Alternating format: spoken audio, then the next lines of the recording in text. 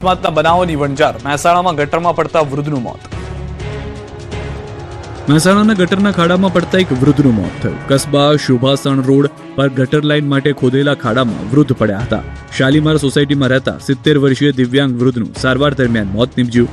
તેઓ 3 પૈડાવાળા એક્ટિવા પર કસ્બા શુભાસન રોડ પરથી પસાર થઈ રહ્યા હતા. આ દરમિયાન રોડ સાઇડ ભૂગર્ભ ગટર માટે ખોદેલા ખાડાના ભાગમાં એક્ટિવાનું એક પૈડું આવી જતા તેમનું એક્ટિવા પલટી ગયું અને ગંભીર રીતે ઘાયલ થયા.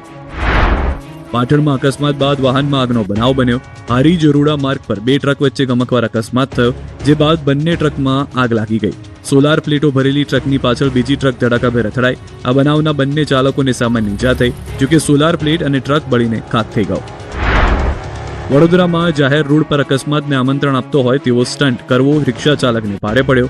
હાથમાં ધારીઓ લઈને રિક્ષા પર ચડીને એક રિક્ષા ચાલકે વિડીયો બનાવ્યો. વિડીયો વાયરલ થતા પોલીસે સ્ટન્ટબાજની અટકાયત કરીને શાન ઠેકાણે લાવી. પોલીસે ચાલક લક્ષ્મણ પાટીલ પાસે માફી મંગાવી વિડીયો પણ વાયરલ કર્યો. સમાચાર. સુભાષ બ્રિજ 25 ડિસેમ્બર સુધી બંધ. જાહેર જનતા માટે બ્રિજ 25 ડિસેમ્બર સુધી બંધ રહેશે. અગાઉ 5 દિવસ ઇન્સ્પેક્શન માટે બંધ કરાયો હતો. તિરાડ પડ્યા બાદ હજી પણ વિવિધ એજન્સી કરી રહી છે ઇન્સ્પેક્શન. ત્યારે 25 ડિસેમ્બર સુધી હાલ પૂરતો બ્રિજ બંધ રાખવાનો નિર્ણય કરી લેવામાં આવ્યો છે.